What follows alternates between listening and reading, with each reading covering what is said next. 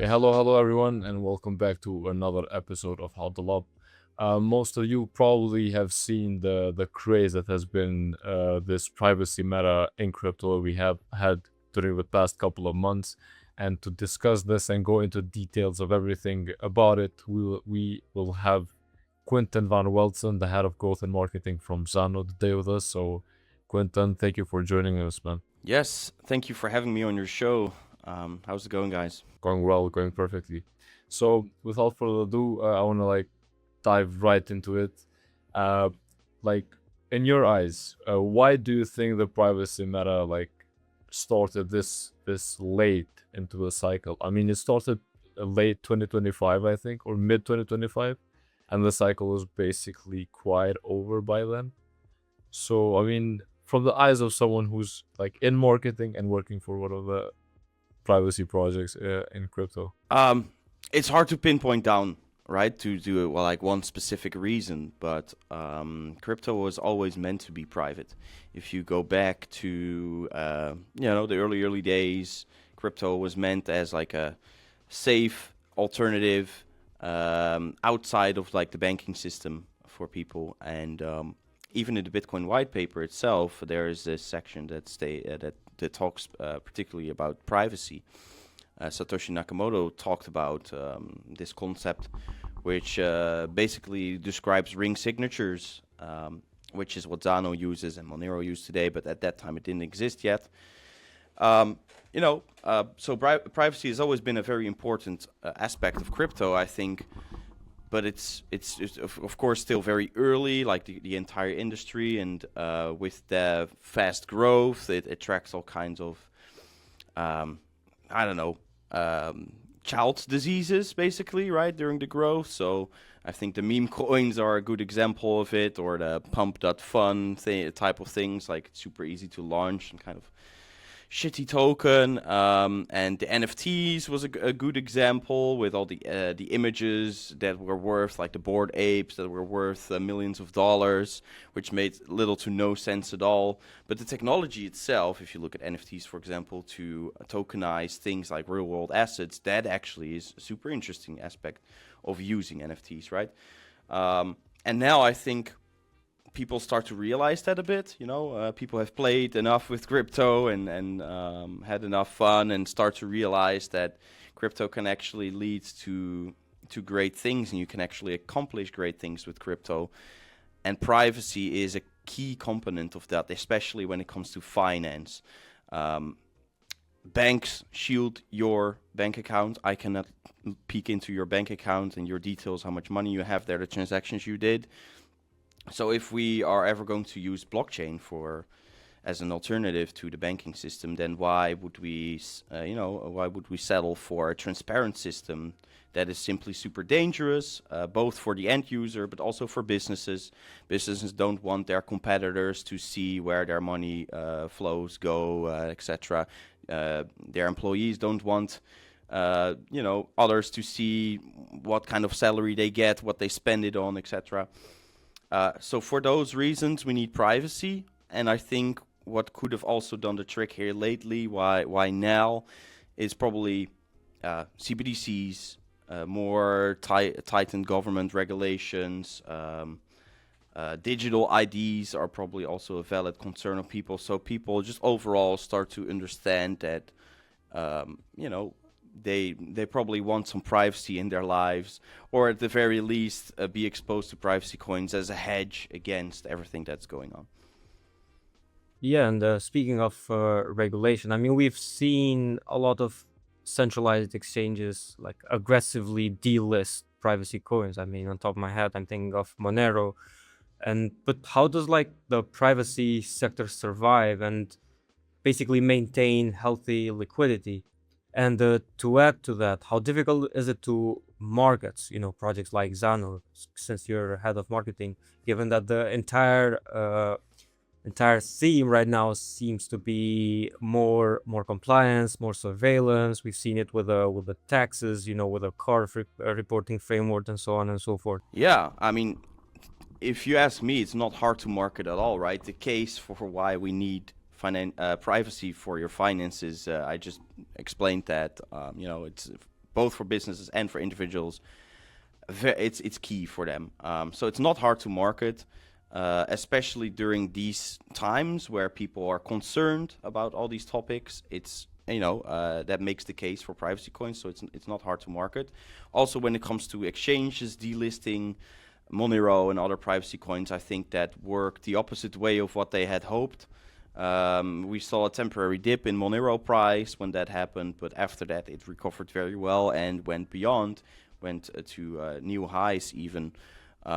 And also the liquidity for it is fine, right? You can still have a lot of liquidity on the dark markets or on decentralized exchanges outside. So, the alternatives to centralized exchanges, basically. It does make things harder, at least, when you want to bring something like Zano. I'm going to mention Zano here. In particular, it makes it harder to acquire it, because most of the regular Joes, basically, they trade on Binance or Coinbase and Bybit, and those exchanges are very compliant, so they don't have privacy coins. So to bring it to those particular people, it's a bit harder. So yeah, if you want privacy, you have to do a little bit more work and have to do your best. But there's still plenty of people out there that want to go to that extra mile to get their hands on privacy coins because they understand the value proposition of it. But from what I've seen, basically, like on my Twitter feed and so on and so forth, most of the people that do promote and kind of like use privacy coins on a daily basis are mainly people who have been in the space for quite a while, and they still preserve those the privacy values that crypto was intended to have in the first place. Whereas what I've seen from other cryptocurrencies, the ones that don't necessarily have privacy on the pedestal, it's that they try to onboard normies and make the user experience so seamless.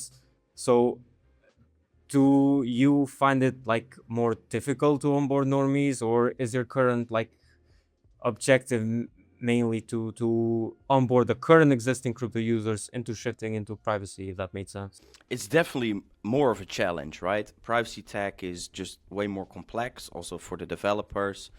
You need way more audits to make sure everything works as intended, so it's also more resource heavy for that reason. And also to make a seamless product, it's much harder, right? But that's a challenge that we like to take at Zano. And if you look at our wallets, for example, or the way things work in the Zano ecosystem, I think we've done a great job at making privacy as easy and as accessible as possible for everyone. For example, we have a lot of wallets where it's super easy to use and send your Zano around.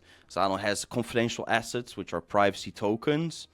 So everyone can, from example, from within the Zano mobile wallet and the desktop wallet, we have this user interface where even a user could mint their own privacy token. It will take you less than a minute and only costs you 0.01 Zano. So it's super accessible. And then this technology is super powerful because people use this to build on Zano, right? So there's a privacy stablecoin in the Zano ecosystem. We have private NFTs. You can turn your Bitcoin, Ethereum, Solana, DAI into private assets on Zano by wrapping them onto the Zano blockchain. So it's all super powerful, and the way to interact with that is made as easy as possible, as seamless as possible. So yeah, that's what I can say about it. It's definitely harder, but not impossible if you spend enough time and resources to it. You just mentioned that you guys rolled out the confidential assets where you allow people to issue their own private tokens, right? So apart from that, what do you think is the most interesting thing that you guys at Zano are doing for the normal user? What could be the best thing to acquire users through it? Well, we're building an entire ecosystem, right? We're basically building the infrastructure and the tools for people to build on, to build with. So it's basically like any other layer one that like Ethereum, for example, but with the privacy enforced at the protocol level by default, right? So, there like basically anything in finance needs privacy, right? Not just you don't need it just for payments, but also for all these other things like DeFi or tokenizing, and maybe gold or other existing assets like Bitcoin itself. And I think the privacy stablecoin thing is something that crypto very much needs right now. I think that is one of the most interesting aspects to Zano right now. And these are not things that we develop, right? Like the confidential assets is like the tokenization mechanism that people can use to create tokens on top of Zano, basically. It's the same way how people launch tokens and assets on top of Ethereum, but the Ethereum Foundation obviously doesn't have anything to do with those assets launched on top. Yeah, and we also like saw Starknet launching Stark BTC, and from what I saw, it basically includes like third-party viewing keys, and that's not necessarily complete privacy. So how hard is it to educate like the average user on the dangers of optional privacy in a way? And do you worry that the market will, in the long term, accept these compliant backdoor viewing keys as good enough, which basically leaves true default privacy networks maybe isolated? Well, many of these, and it's really good that you mentioned this, by the way, because we have also spoken about Starknet in the past. This is actually way more dangerous. So obviously everyone now knows about the dangers of using transparent blockchains. We've seen it with the range attacks in the news. Like, I don't have to explain that. But something like what Starknet launched is really dangerous, in my opinion, because users assume that they are completely private by using something like Stark BTC, right? Because that's how it's marketed. But it's actually not, because if you look into the details, into the documentation, they specifically mention like an auditor view key, which is basically a backdoor, and they basically talk about the fact that if a authorized party knocks on the door of the Starknet team, they can give access they can basically decrypt particular transactions, if the government wants that. But that's just super dangerous because it's not censorship resistant anymore. And even if you think the government will not do anything bad with it, which could very well be the case, what if that view key gets leaked or, someone hacks it? You could decrypt all those private, quote unquote, transactions. So it's not private. And that's why we also called it out, because on Zano, nothing like that exists. There is no backdoor. The code is completely open source. Everyone can verify it. What is private is truly private, and that's the way it should be. And only you, as the end user, can selectively disclose transactions or reveal data about yourself. But we believe that always the user and only the user should be in control of your own financial data, and nobody else, not a government, not a project team. Yeah, now I want to also talk about, like, let's say the deep-in projects that handle data on massive amounts. For example, like Helium or different other IoT like deep-in projects. So, in your opinion, does this, like, should the industry set a standard when it comes to every kind of sector in crypto and focus on privacy as well there? I hope my question made sense, because I kind of beat around the bush here. Sorry, actually it does not. Maybe you can rephrase it a little bit, Yeah. and then I can give you an answer.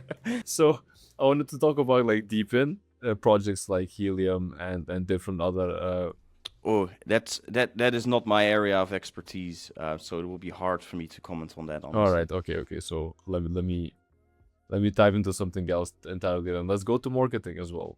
Like, again, crypto Twitter is dying. We all know that. Nikita said that we're gonna kill crypto Twitter, and he's actually killing it. So what do you think is gonna be the next, like, frontier, let's say, of, like, crypto marketing? I think crypto Twitter will survive no matter what Nikita or Elon do, because that's what people want. But, like, do you think like crypto marketers will try and find a new way of communicating? with their communities? Of course, I'm not worried about that at all. There are plenty of projects building interesting stuff out there. I believe the Dash team that we are very well connected with, they are building their own social platform that looks very much like X, but then it's it works with crypto donations and stuff. So there are plenty of alternatives out there. The crypto market will always adapt. I'm not worried about that. If one thing disappears, then something else will appear, and the community will shift there. But I highly doubt that Crypto X will disappear. Also for X itself, I think a very big portion of their user base is crypto based. So if they would try to completely ban that, then they would cut themselves in their own fingers, basically. So what I do think is good is that they're cutting down on the info fi on X, where you can basically get rewarded for like engaging with specific tweets and such. I think that is a good thing, actually, because it's very hard to see nowadays whose followers or whose engagement is real and authentic and whose is not. Yeah, the death of Infofy is the only funeral that we went out celebrating, basically. But as long as it doesn't turn into LinkedIn, then we're happy, right? Because LinkedIn is basically absolute garbage. Which brings me to my next point. Because I did actually saw a good post on LinkedIn recently, and it said how it basically explained how in the future no one is going to use a particular application because Claude is making it so easy for everyone to just make their own applications so that they don't have to rely on any other third parties or anything. They can just build their own application in a matter of minutes and basically tailor it to their needs. At the same time, we're like seeing institutions such as Robinhood. They're basically building their own like siloed proprietary chains because they want confidentiality for tokenized real world assets. So I guess my question is, why would an institutional player like bridge their assets over to Zano using the confidential layer when they could just like have the capital and build their own compliant and isolated ecosystem? I mean, basically, how does Zano win the liquidity war against these massive corporations, in the long term? Well, although it becomes very easy to code things with Cloud these days, you cannot code a blockchain with Cloud, right? And especially not staying competitive and with all the audits and stuff. It's all very time-consuming, resource-heavy. And it is also all about track record, right? Zano exists since 2019, and the predecessor project Blueberry since 2014, and it has always worked without any major flaws or bugs or stuff like that. So I think that is very important in crypto, and that will never change. It's not like someone could create their own Zano in a week time with Claude. That's definitely not the case here. Yeah, and I wanna like direct the conversation to something that's super trending right now, and that's prediction markets. And I'm asking every guest something related to prediction markets because I really want to explore how prediction markets can evolve in the near future. So when it comes to Zano and prediction markets, do you think that we will have like a fully private by default prediction market? Of course, I'm talking about the backend and everything by, let's say, 2027 maybe. Well, what if I tell you that it already exists right now, right here on Zano? You can go to zanox.io, which is, once again, not made by us. This is like people building on top of Zano. So you can go to zanox.io. You can do sports betting there, not financial advice, by the way. You can buy gift cards with your Zano and FUSD. They have a lottery. They also have a prediction market. Where did it go? Maybe it's still in beta. That could be the thing. But I know for a fact he showed me the way to bet on, specific things happening in the near future. So it looks like it's not live, so I have to take my words back. But it's in beta because I've literally used it with the guy that is building this before and he showed me how it works. So I think it will be released probably in a matter of a couple months live on xanox.io. And basically you can bet on the things I just mentioned, but also prediction markets there with your Xano, but also with Freedom Dollar, which is the privacy stablecoin built on Xano. So those things already exist today, and I believe even with the way assets are managed, like it's non-custodial, so the assets, you just send them there, and if you win, they get sent back. So it's not that you have like an account within XanoX where you have to top it up, and they are, basically functioning like a centralized exchange where they have custody over your funds. That's not the case here either. So you can, it works via Xano aliases. Xano aliases are like usernames on the Xano blockchain. So it's basically your identity online without being connected to your real identity, right? So you just connect via the Xano Chrome extension to this app, this website, XanoX. And then you can just participate in sports betting or prediction markets and you name it. Yeah, and it's like, I did assume that someone is already building that because it's just a very good idea to pass on. So No, absolutely. Yeah. You mentioned earlier the FUSD, so the stablecoin in Xano. We're seeing, for example, the US government is spending a lot of energy basically to regulate fiat-backed stablecoins because it's basically outshining banks regarding the yield that it provides. And most of the people that hold stable coins, people that don't necessarily use it every day, they hold it because they get some sort of yield in return. But so I guess my question is, how do we onboard people to hold more private stable coins rather than some stable coin that offers some very high APY, but it's like fully centralized and so on and so forth? So basically, to my understanding, FUSD basically behaves like cash in a way. It's you cannot tell whether how much someone has spent, whether like who is that person that spent that cash and so on. So besides the obvious utility that a private stablecoin can have, how else do we convince people to hold like FUSD rather than USDC, for example?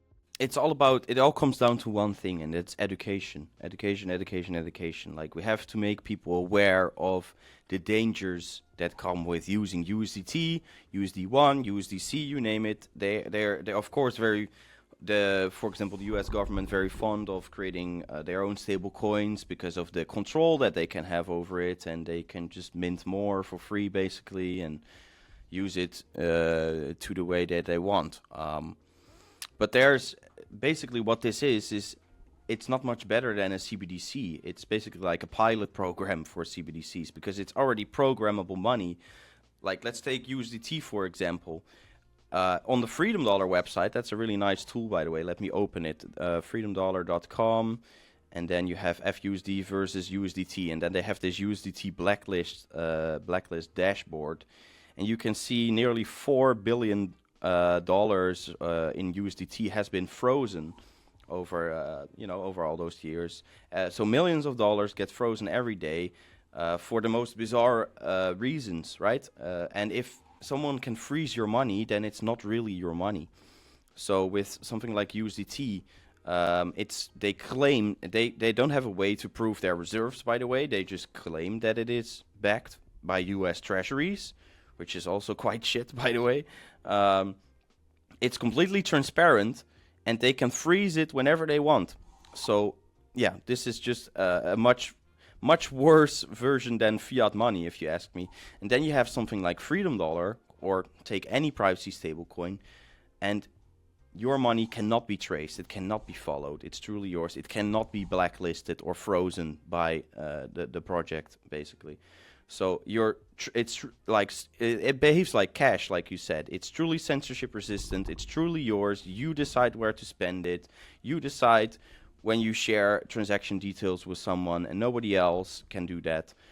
And on top, with Freedom Dollar, they have this auditable wallet. Zano has this feature named auditable wallet. So everything is private by default on Zano, but these particular wallets, it's a special type of wallet that you can create as a project. And these wallets have a view key. And by sharing that view key, you can share that with the community, for example. Freedom Dollar has it live on their website, this view key, and you can import it to your Zano wallet and cryptographically verify how much assets are in that wallet and the in and outgoing transactions without being able to spend it yourself, basically. So this way, Freedom Dollar can basically you as a user can verify instead of trust me, instead of Freedom Dollar saying, trust me, bro, we have enough assets. You can cryptographically verify. They can prove that they have the assets that they claim they have. And it's over collateralized in Zano coins. So I believe they have they just accomplished more than $1 million. No, not 1 million Zano coins even, which is worth like $6 million in today's value, in the reserve wallet. So it's an over-collateralized privacy stable coin that's built on Zano, and they have a way to prove their reserves. So, yeah, provable reserves, full privacy, and unfreezable, so truly censorship resistant. Those 3 points matter the most by far, and that is why Freedom Dollar is so much better than, for example, USDT or USDC or USD1 or you name it, whatever they create. Now, this brings me to my next point, which is you've also made some integrations to make sure that people can use their private stable coins with merchants. And I guess my question is, how does that work on the back end? Because I just feel like at one point it might touch a third party that can basically show the authorities that this is the person that's using this privacy coin to make a purchase and so on. I hope that makes sense. I just wanna make understand basically how does it work in the back end, the whole merchant integration idea and paying in a supermarket, for example, with privacy coins. Yeah, it's a good question. It depends on the solution, right? So there are all kinds of integrations and tools that work with Zano, and it depends on each specific case, right? So I cannot give like a global answer for all of them. Each integration is a little different, for example. But 2 really cool things that we do have is, for example, we have Ion Pay integration, which is very popular in emerging markets countries like Brazil or the Philippines and Vietnam. And you can basically top up, it's like a Telegram mini app. So it's as simple as registering an account, and you can top it up with all kinds of cryptocurrencies, including Zano and Freedom Dollar now. And then when you're at a store, you can just, they work a lot with QR code payments in these countries, and you just simply scan the QR code and transfer the money. The merchant receives whatever he prefers to receive, so maybe fiat or some kind of other currency, and basically you pay in Zano or Freedom Dollar, and the conversion happens automatically. This is a really cool solution. We have Zebek integration, which is like a MasterCard that has light KYC, so like no KYC enforced by default, but if you trigger specific things, then they could enforce KYC on you. So you still have to be a bit careful with how you use it. If you're going to name yourself Mickey Mouse during the registration, I can assure you that it will get triggered and you will have to do KYC. So, but this is a MasterCard, and you can use it anywhere you want that accepts MasterCard, which is, at practically any place in the West, and spend your Zano and Freedom Dollar there. So it's really cool. But of course, if Zebek would be enforcing KYC on you, then, your transactions could still be revealed. So the only true way where you stay truly private is doing peer-to-peer transactions with by staying on the Zano blockchain, right? Because that's completely private. So we have something like Zano.cash created in the Zano ecosystem, which is a point-of-sale system. So you basically, as a merchant, you type in $50 and payment happens in Zano, and it automatically gives an amount on the screen. Like, for example, 8.5 Zano is $50. And you scan that QR code, and boom, the transaction gets sent. And that is truly private, truly peer-to-peer. nobody could, there's no intermediary there. So that is the most pure form of doing Xano payments, and that works with the confidential assets as well.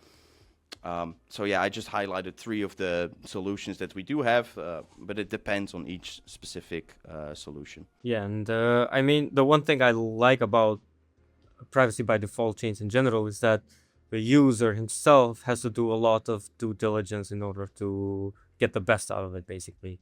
And what I got from this is that I should not name myself Mickey Mouse and like maybe Donald Duck or something. You could try. Yeah. 100%, that would work well for Jen. So yeah. Now, since you talked about the solutions that you guys are providing, I want to talk about the challenges.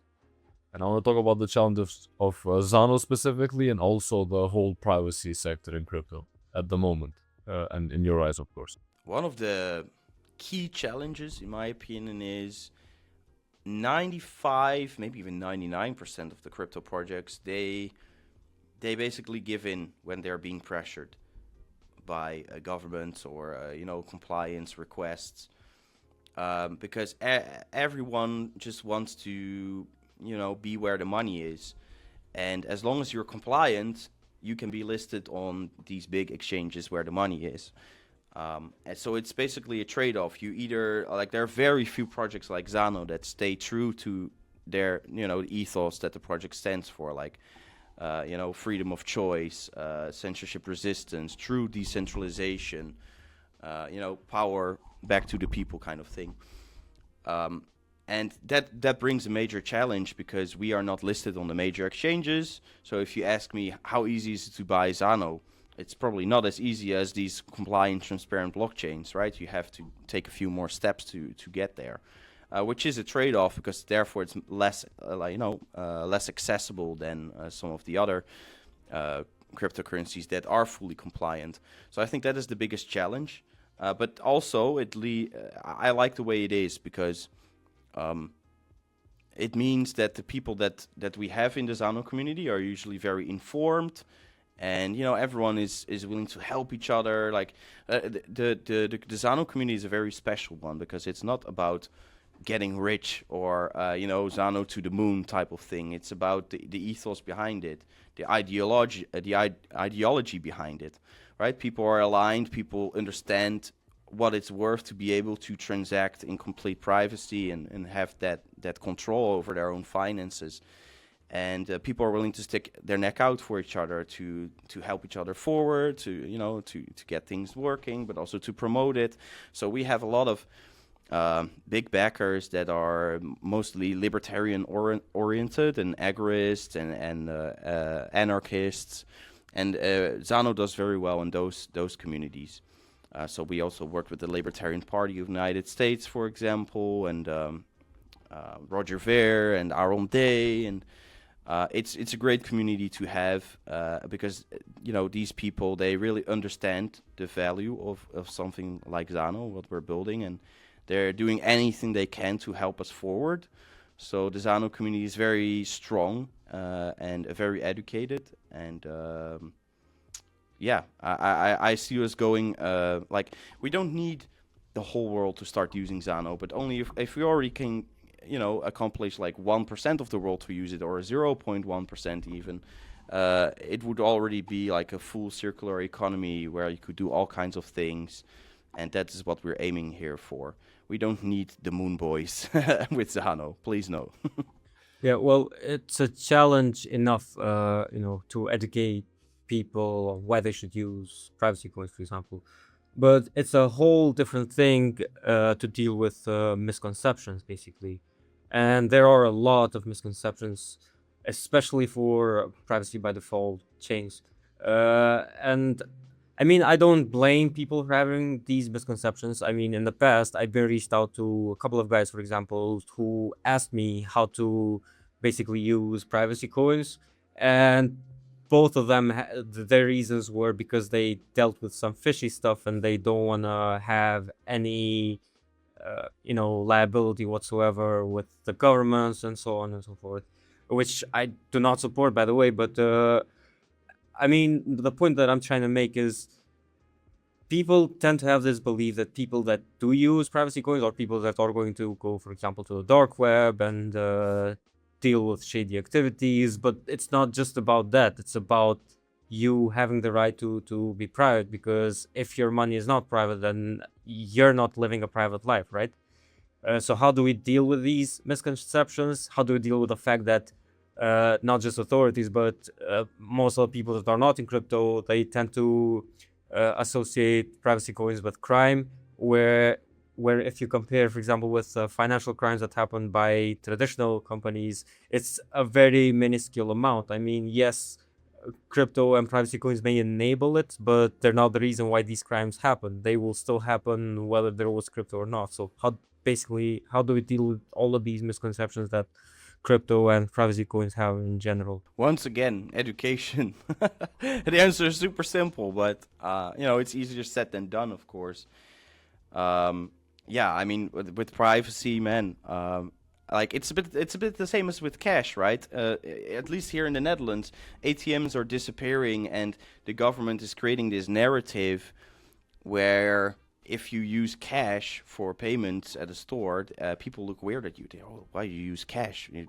Why are you still using that? That's old, you must be dealing with some shady stuff, right? That's exactly the narrative that the government is creating here and wants to create and wants people to think, because they want to ban cash. They want to make sure everything goes digital, but, with them being in full control, like, with the CBDCs, which they're already piloting in like I believe even over 80 countries in the whole world already are running some kind of CBDC pilot. So since you mentioned CBDCs and you also said that like I want to compare Europe and the US right now in terms of CBDC adoption, pilots and everything, because I think the US has already banned the whole concept of CBDC pilots, and Jen, correct me if I'm wrong, but where do you see like these two entities, like political actors, in 10 years time when it comes to crypto, when it comes to the freedom of the freedom of moving value for individual people, and by moving value I mean whatever has value, like crypto assets and cash as well. Like, what do you think is the main difference right now? Because I think Europe is just decimated at this point. Like you said, United States claims that they have moved away from doing a CBDC, but they already introduced a CBDC. Basically, they don't have to name it a CBDC anymore. They just launched USD1 and stuff like that, right? Which is essentially a CBDC. It's programmable money. Like, they could very well use this and want the world to start using cryptocurrencies, which have nothing to do with crypto. They're more like CBDCs, right? So, it might be disguised as something else, but in reality, if you look under the hood, the end result is still the same. And also here in Europe, they're working on some very, very interesting regulations currently. I don't have, I cannot predict the future where we're going with this, but I don't think it will lead to any good.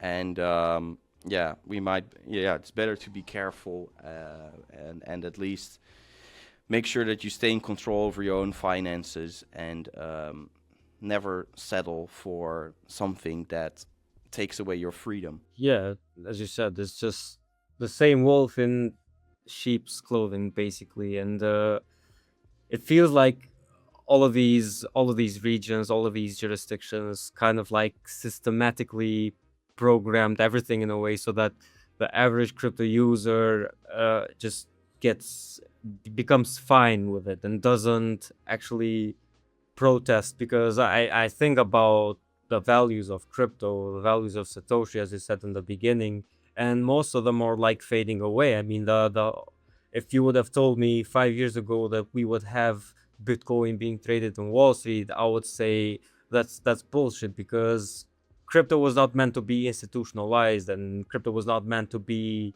the way that it is today and the way that it's becoming today. So I really value, I mean, not just because of this episode, but like the whole idea of privacy by default chains to act like some sort of resistance to whatever is happening out there in terms of regulation, in terms of adoption, and so on. And I do think that, I mean, people compare the EU with the US and all of these highly developed regions, whereas what we should focus on is developing countries. I mean, that's where most of the use cases, and that's where we could really see what's happening and what should happen and how it should happen, because those are the people that use it. I mean, people in the West, they use stablecoins, as I said, for yield.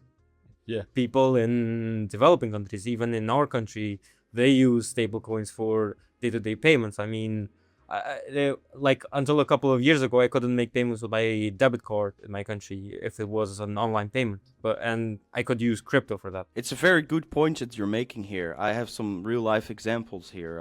Like I have some relatives and some friends, and if I ask them, "Do you guys have crypto?" then maybe half of them says, "Yes, I have crypto." And I ask, "Oh, cool. So what wallet do you have? Like where are you holding it?" And they say, "Oh, no, I bought it through an ETF." Then you don't have crypto, man. Like you have something that promises you something like the value of like a portion of that Bitcoin, but you don't have the actual Bitcoin. You have paper Bitcoin, right? And the same goes. Some other people say, "Oh, I hold it on Binance." Well, then it's not yours either, because you're still using a custodian, and they hold your Bitcoin, not you. Only if you have withdrawn the crypto to your own self-custody wallet, then it's actually yours. So I think you're making a good point, because many of these people in the West, they just want to have Bitcoin or something else because they heard number go up and, oh, this is exciting, maybe I get rich from this, and that's their only reason to get into it. But for like emerging market countries, like third world countries, it actually comes down to other incentives, like being debanked, for example. One of my team members, Gonzalo, he got into crypto in the first place because he didn't have access to the banking system. He lives in Argentina, and things were way worse a couple of years ago before Milei. And he had actually got into crypto to pay for certain things online, right? And he started to, look into crypto deeper and figured, wow, if I now do a payment to this company, they can see my balance and my transaction history, and it will likely be traced back to my real identity, because 99% of the services in crypto are KYC enforced nowadays. So that's where it started to click for him. Okay, this is why I need privacy, and I need to be able to self-custody my funds, because otherwise it can get hacked or, you name it, all the dangers that are out there.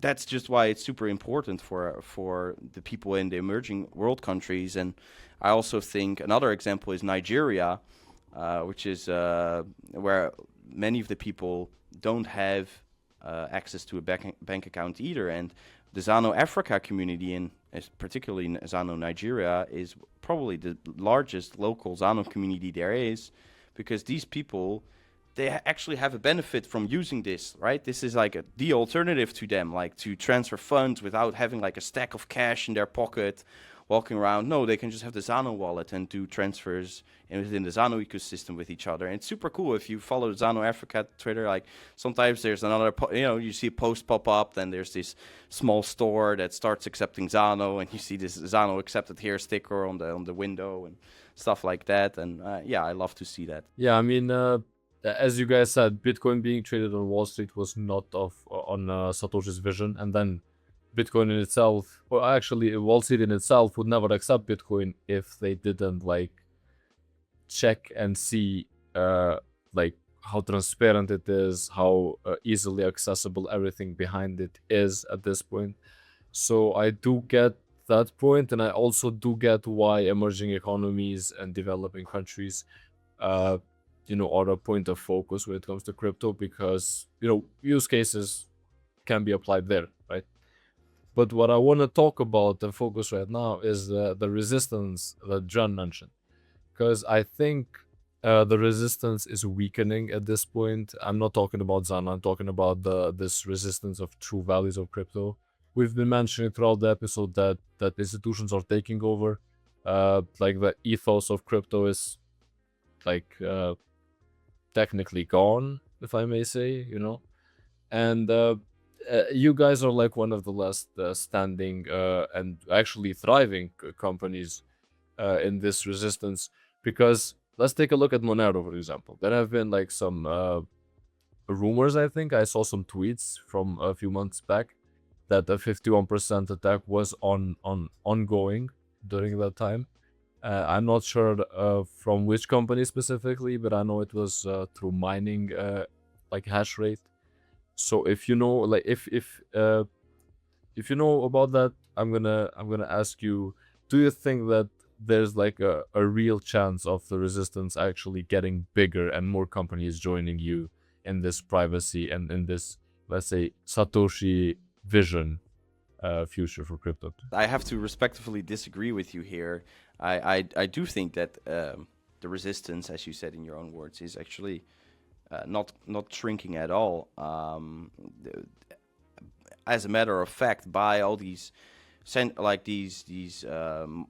markets, decentralized exchanges banning private cryptocurrencies, you can notice a shift more towards dark web, more towards the dark markets and etc. So, and also if you just look at Monero price action, for example, and how the Monero community is still super active and flourishes, I don't think that indicates that it's dying. I actually see a new surge in the interest in privacy coins in general. We've seen it with Zcash as well. And also with Zano, now that crypto is more in a bear market state, we focus a lot on the libertarians that we work with, and you can see it with these people. They are entrepreneurs. They're usually a bit older, like the older generation. They are like 60 years old, and it's hard for them to understand crypto, but they have a very big interest in it because they are starting to see now, like, okay, they don't like where the world is heading, and they want to have a hedge against this uncertainty, like as a safety precaution measure. And that's where crypto, and especially Zano or Monero, comes in. And I do see an uptick in interest in projects like Zano from those particular corners of the world. So I don't think that is dying at all. Of course, it will be maybe harder to get your hands on, but there are always solutions. Like, for example, centralized exchanges banning privacy coins. You can now see, for example, we will introduce gateway addresses soon, which makes it possible for Zano to get listed on a number of decentralized exchanges.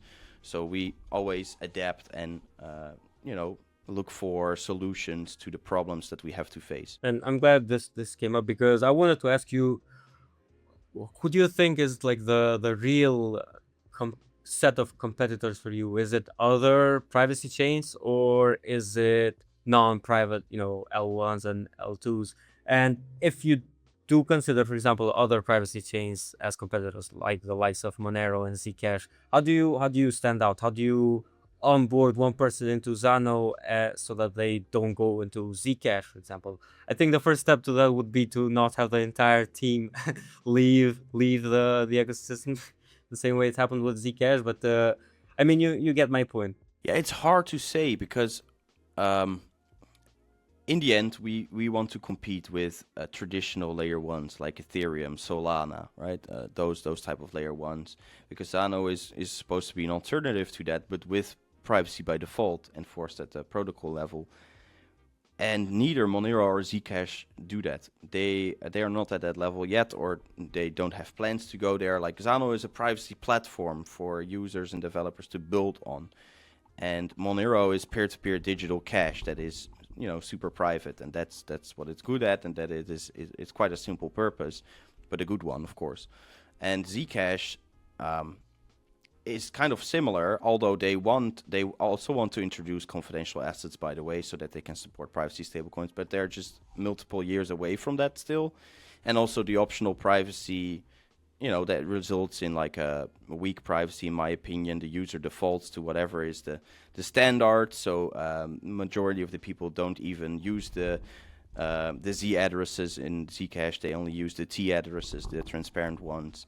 And also when it comes to integrations, some of the centralized exchanges and other compliant services, they only accept transactions coming from T addresses, not from the Z addresses. So you basically create like a two-class system where, the people using the Z addresses are seen as suspicious and the T addresses are the good people, basically. So I'm not a fan of that either. So it's hard to pinpoint the real competitors for Zano. Yes, in the privacy space, you could say Monero, Zcash. But if we zoom out a little bit, the real competitors here is more like Ethereum and Solana, because we are also a platform for developers to build on. And one of the really exciting upgrades coming this year is Zano is going full proof of stake. So now we still have a hybrid proof of work, proof of stake consensus algorithm, which alternates between proof of work and proof of stake blocks, which is already so much better than pure proof of work because you have a much higher cost of attack when it comes to 51% attacks. You guys mentioned the 51% attack on Monero last year. That was not expensive to do at all because of the pure proof of work. You just need the majority of the hash rate, whereas with a hybrid solution, you also need a majority of the total staked coins. Now, by going to full proof of stake, we make the cost of an attack even higher because proof of work is still the weak link, in our opinion, in the current consensus. But one of the major, this is where it gets really exciting. Most people in crypto, they say, yeah, privacy is cool, but privacy blockchains are super slow and therefore hard to use, which is true. Look at Monero, 2-minute block times, 10 confirmations before you can respend your assets, 20 minutes on average. Zcash, even slower, 25 minutes, I believe, or 22 and a half, somewhere in between there. And then Zano is still is also still slow. It's 10 minutes, 1 minute block time, 10 blocks. But with this full proof of stake upgrade, we will probably have 15 to 20 second blocks. So, you go more towards speeds like Ethereum, and we only need 3 block confirmations before you can respend your assets. So suddenly you have transaction finality of under a minute, but with full privacy and versatility, because you can create your own assets on Zano. So basically you have, and then this is, in my opinion, super interesting, because in only a year from here, Zano will be 20 times faster than Monero and Zcash, private by default, super strong privacy, also for the assets, and you can create assets on top of it. We burn 100% of all transaction fees, so the more it gets used, it could at some point become deflationary even for that reason. So we also plan to launch a grants program to attract developers to build on Zano. So I think the barriers that people still face when building on privacy chains are being broken down by us, and I'm very, very eager to see where we will be at in a year from here with Zano, because those barriers will be broken down by that time. Well, would basically answer everything that I wanted to ask. I mean, if someone wanted to know why they should use Zano instead of Monero and Zcash, you basically explained that you guys are faster and you're now pivoting into a proof of stake mechanism, which to me it feels refreshing, because I don't know why I thought that every privacy coin is by default proof of work. So this feels very refreshing. No, that's actually a good point that you make again, because most privacy coins are proof of work, and it's because with proof of stake you always had less privacy,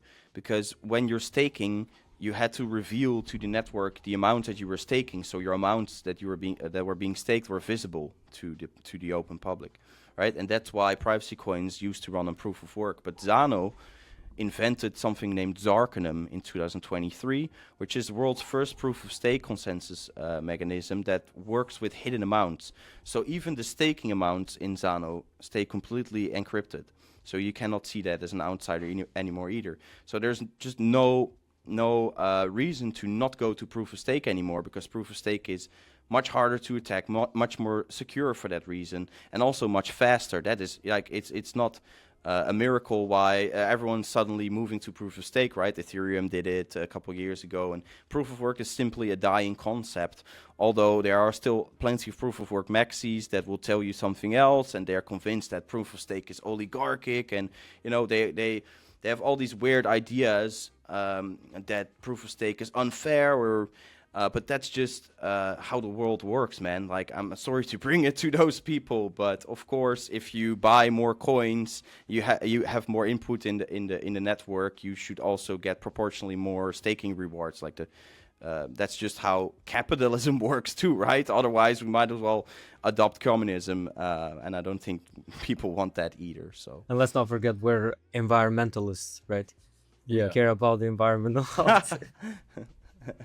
That's an argument that people also make. They say proof of stake is greener, which might as well be true, but that's not the reason why we adopt proof of stake. Proof of stake is it's like more safe.